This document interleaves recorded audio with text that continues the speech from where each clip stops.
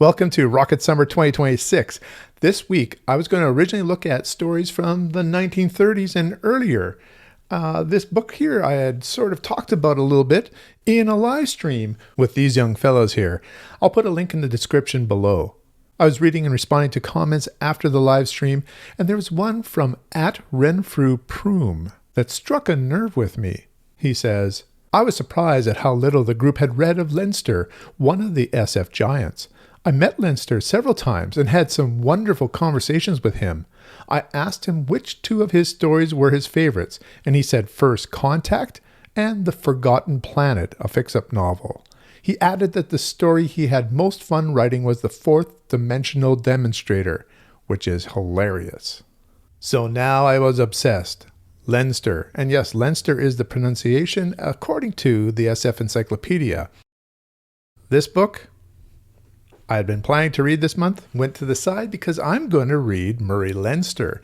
And in my library, I had several collections of his stories. I had classic science fiction from, this is the Del Rey 1970s collection, The Best of Murray Leinster. I had Sidewise in Time by Murray Leinster. These are stories that were collected in the Golden Age Masterworks. And I also had a Nesfa Press collection called First Contact, the Essential Murray Leinster. So between these three, I've been finding stories, and I read 3 stories for 1939 and earlier, and I'm going to talk about them here today. So thank you, Renfrew, for putting me down this path. I've really enjoyed reading the stories so far from Murray Leinster. U.S. science fiction author Murray Leinster was a pseudonym for William Fitzgerald Jenkins, born 1896, died 1975. Leinster began publishing fiction in 1916 at the age of 20 before enlisting in World War I. Upon his return, he started his work as an active SF writer. In 1919, his first science fiction story, The Runaway Skyscraper, appeared in the February 22nd issue of Argosy and Railroad's Men's Magazine. It was a story about a building falling backwards through time. The Runaway Skyscraper was reprinted in the June 1926 issue of Hugo Gernsback's first science fiction magazine, Amazing Stories. In the 1930s, Leinster published several science fiction stories and serials in Amazing and in Astounding Stories. In the June 1934 Astounding magazine, his story Sidewise in Time was published. A strange solar phenomenon causes storms to go across portions of the Earth, and regions swap places with their analogues from other timelines. Leinster's Sidewise in Time was a vision of extraordinary oscillations in time. This may be the first parallel universe story. This story was used as a basis to name an award. The Sidewise Awards for Alternate History was established in 1995, recognizing the best alternate history stories and novels of a year. And today, the last story that we're going to discuss is Proxima Centauri from the March 1935 issue of Astounding. In this classic story, humanity's first starship, the Ad Astra, is on a voyage to our nearest neighboring star. The ship encounters a hostile, intelligent alien race of sentient, bulbous plant-like creatures who are predators, consuming human flesh as food.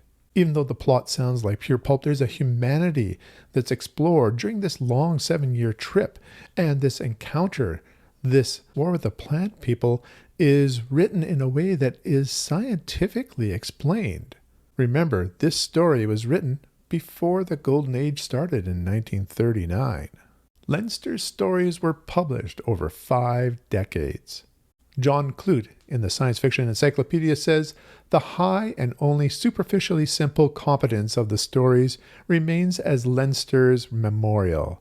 In this work, he speaks with a directness to the heart of magazine SF and its readership, with a craftsmanship and consistency that warrant the nickname he was given, the Dean of Science Fiction. I thoroughly enjoyed reading these 3 stories. In the first one, the concept for the Runaway Skyscraper apparently came from a malfunctioning clock at the top of a skyscraper in New York that was running backwards. Leinster asked that famous what-if question. What if the building itself went backwards in time? Eventually, it moves back a number of centuries before the Europeans had landed in North America. How could a skyscraper with a couple thousand people within it survive? And would they return back to their present? The second story, for me, was the best story, Sidewise in Time. In this story, there is something that has happened to the sun, and it causes spatial storms to happen on Earth. There's a professor who has anticipated potentially how you could survive this, gathered weapons and some of his students together to cross through many alternate worlds, alternate Earths from our history, where different things have created different present-day scenarios. Throughout the story, we get snapshots of different alternate realities, and then we return to the main story of this professor and his students. This was just a great story. I love the multiple scenarios. And then we went into space. Proxima Centauri.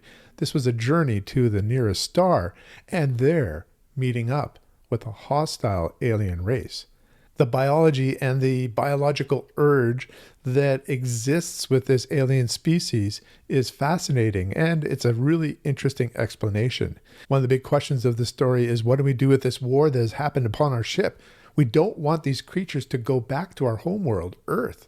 Will there be some sort of way to establish communication and find a way in understanding a truce with something that is so alien? Leinster really seems to be ahead of his time in some of these stories. These were written before the Golden Age was started. That usually is termed as 1939, with John W. Campbell at the helm of Astounding Magazine. But the stories I've just talked about are from 1919, 1934, and 1935. I was very, very impressed with Leinster. Now, at the beginning of this video, I talked about a comment from Renfrew Prume, and he talked about two stories. First Contact, and let's see here, the name of the other one is The Fourth Dimensional Demonstrator. I'm going to be reading both of those stories coming up in the next couple of weeks, so you'll be able to hear about those stories themselves, the ones that Leinster himself thought were his best stories. So I'm curious, have you read Leinster? I understand that his short stories are better than his novels, that the short story to novella length was his sweet spot in writing. Any recommendations of stories? Let me know in the comments below. Until next time, keep reading.